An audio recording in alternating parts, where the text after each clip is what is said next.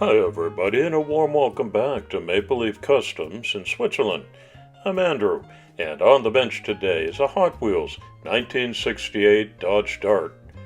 My very first car handed down to me from my dad was a Dodge Dart. Cool, eh? Not really. Mine was a four-door, slant six, it was brown, with a beige roof. Kind of embarrassing, actually.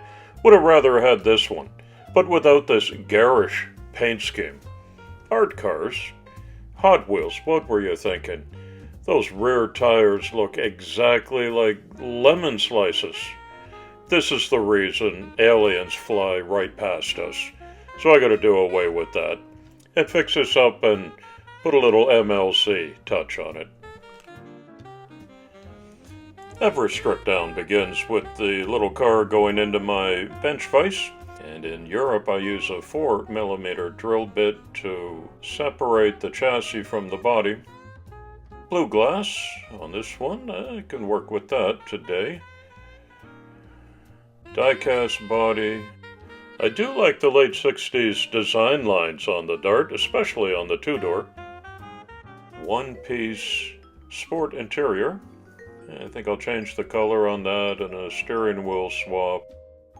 Off with these terrible wheels. First things first. I've got a really nice set of replacements for this job. Plastic base. I'll show you a way to strip the chrome off of that. Good bones to work with. And we're off to a good start.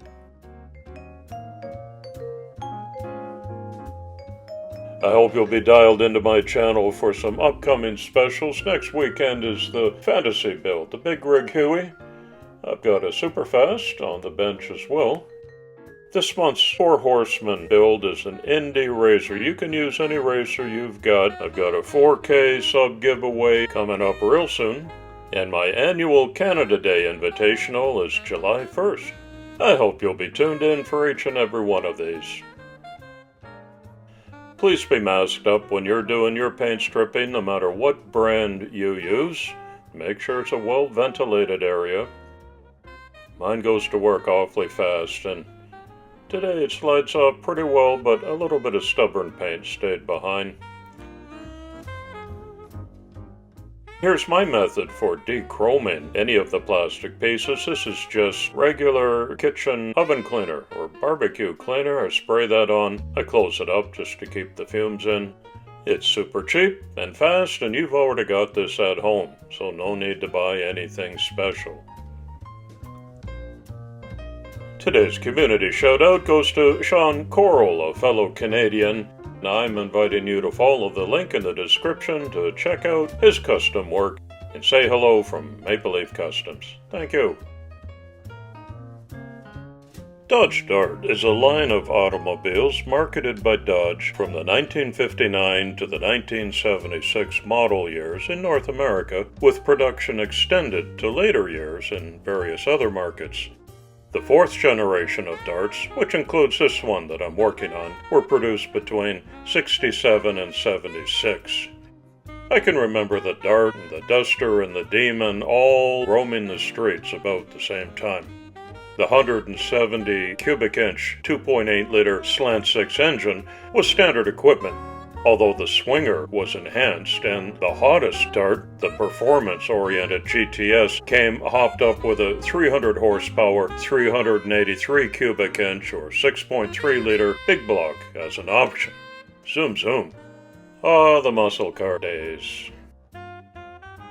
As it's a Mopar special, I wanted to do an era-appropriate paint scheme on this one, and I started with a Createx fluorescent violet, which came out as advertised, but not what I wanted, so I added a couple of drops of this pearlized blue, also Createx, mixed them together, and now I've got exactly what I was looking for. More a Plum crazy. Got a little bit of a metallic fleck in it too, which is a nice touch, I think.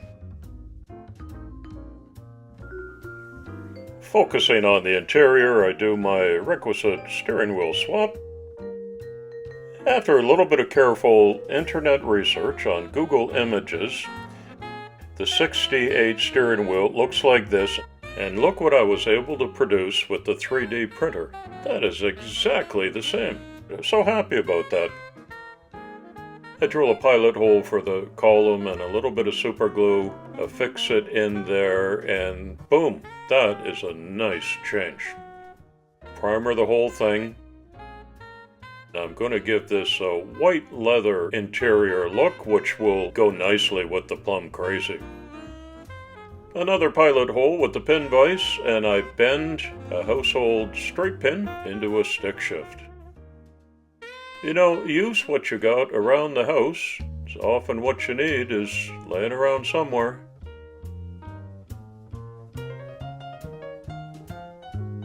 I got the vinyl fingernail tape out and put a couple of purple seat belts in.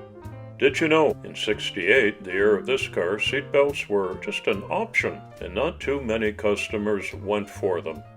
I remember that time too, but I'll put a set in mine for safety reasons. I made the effort to dechrome the chassis.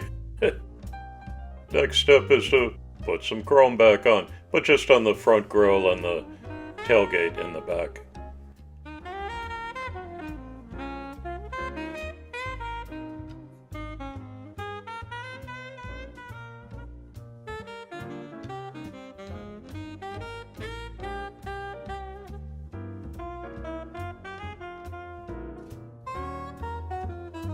Although I'm not giving you a very good vantage point of them right here, I am doing a nice wheel swap that are going to look just right on the Dart.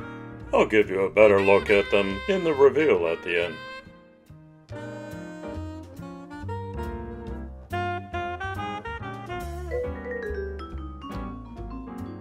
Rather late in the game now, after the paint has been applied and clear coat, I decided to put a set of 3D printed side mirrors on here, which are often lacking in these Hot Wheel castings. I hand brushed them to match the rest of the body color. Here's a Mopar bumblebee stripe across the back, which was common in this model series.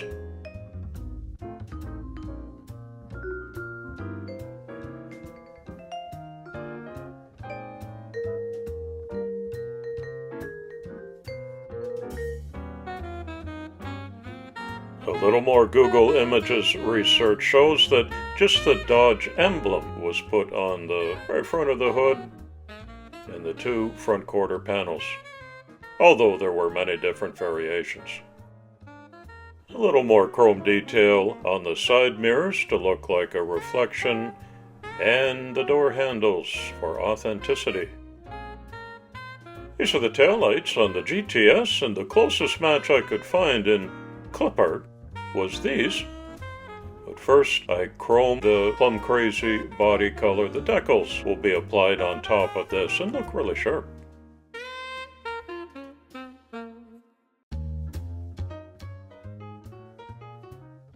I added a couple of seatbelt buckles, still working and experimenting on getting those to be just the right size.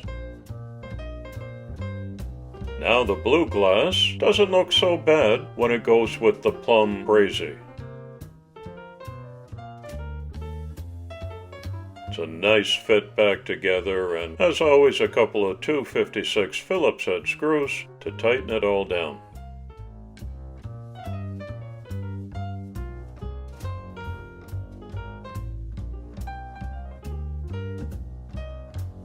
Good rotation on the tires.